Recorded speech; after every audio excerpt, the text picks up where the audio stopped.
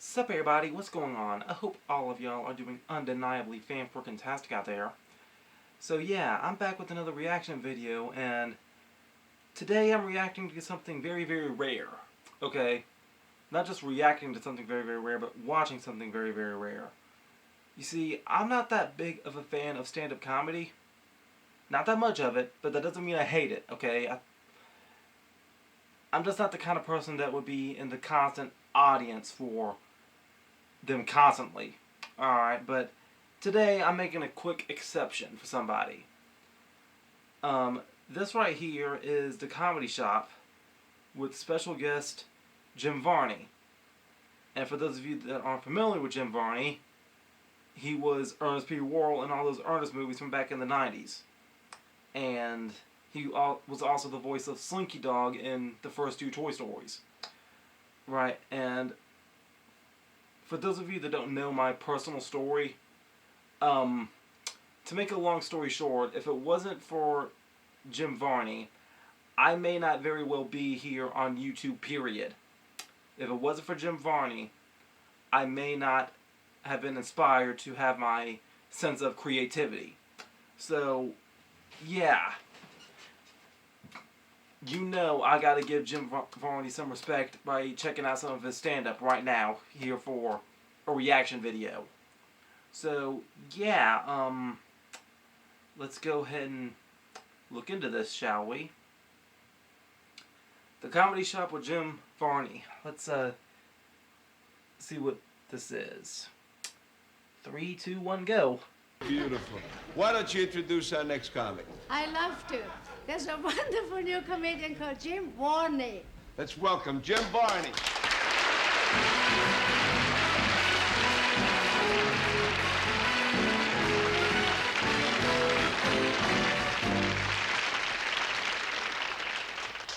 I don't know about the rest of you, but I love to watch cooking shows like Julia Child's, The Galloping Gourmet. I've always wanted to see a show like a Cooking with Wine show with a real wino. Good evening, ladies and gentlemen, and welcome to Cooking with Wine. I'm your host, Cletus J. Hawker. If you will remember yesterday, we showed you how to prepare the delicious steamed sardines in a delicate peanut butter sauce. Today we're going to attempt a Ritz cracker souffle. To begin, take 4 large Ritz crackers and crush them lightly under a Ripple wine bottle. If you do not have a Ripple wine bottle, a bread roller will do nicely. Next, beat 1 egg with a coat hanger. If you do not have a coat hanger, a wire whisk or an electric mixmaster will do quite well. A delicious appetizer for this souffle is my famous recipe for mock soup. Bring 1 gallon of water to a rolling boil. Simmer for 15 minutes and brown in a 350-degree oven. This serves 15. But let's pause for a second, shall we? And read a letter from one of our viewers. This is from a Mrs. Lawrence Olson of Topeka, Kansas. Mrs. Olson writes, "Dear Mr. Hawker, on your show, Cooking with Wine, why is it none of your recipes include wine?"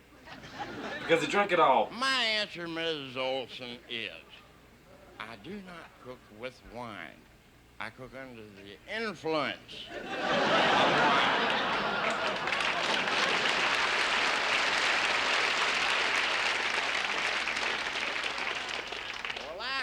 so I can see by the old clock on the wall that our time is just about up for today. But be sure and tune in tomorrow when our recipe will be bologna surprise.